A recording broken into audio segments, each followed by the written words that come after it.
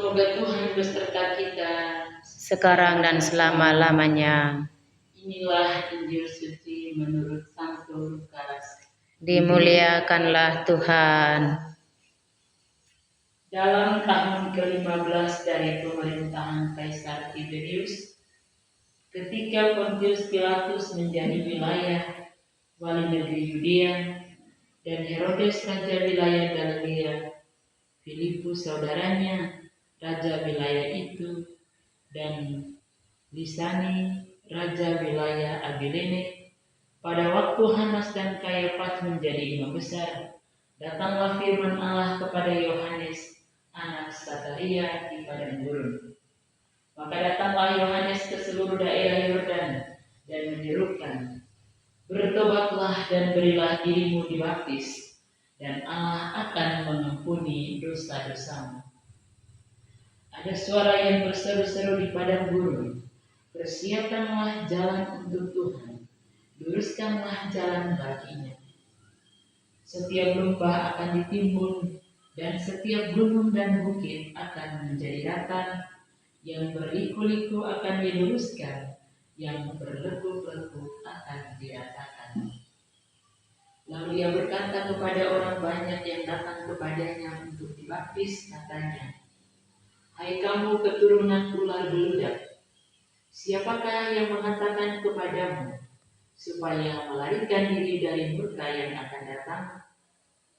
Jadi hasilkanlah buah-buah yang selalu dengan pertobatan. Dan janganlah berpikir dalam hatimu, Abraham adalah bapa kami. Karena aku berkata kepadamu, Allah dapat menjadikan anak-anak bagi Abraham dari batu-batu ini. Kapak sudah tersedia pada akar pohon, dan setiap pohon yang tidak menghasilkan buah yang baik akan ditebang dan dibuang ke dalam api." Tetapi karena orang banyak sedang menanti dan berharap, dan semuanya bertanya-tanya dalam hatinya tentang Yohanes, kalau ia adalah Mesias, Yohanes menjawab dan berkata kepada semua orang itu, "Aku membaptis kamu dengan air, tetapi ia yang lebih berkuasa daripadaku akan datang, dan membuka tali kasutnya pun aku tidak layak.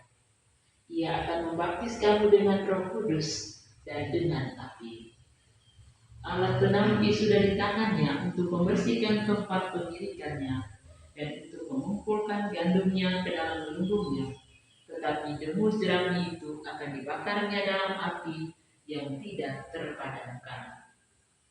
Ketika seluruh orang banyak itu telah dibaptis, dan ketika Yesus juga dibaptis dan sedang berdoa, terbukalah langit, dan turunlah Roh Kudus dalam rupa burung merpati ke atasnya. Dan terdengarlah suara dari langit, "Engkaulah anakku yang kukasihi, kepadamulah aku berkenan." Demikianlah Injil Tuhan. Terpujilah Kristus.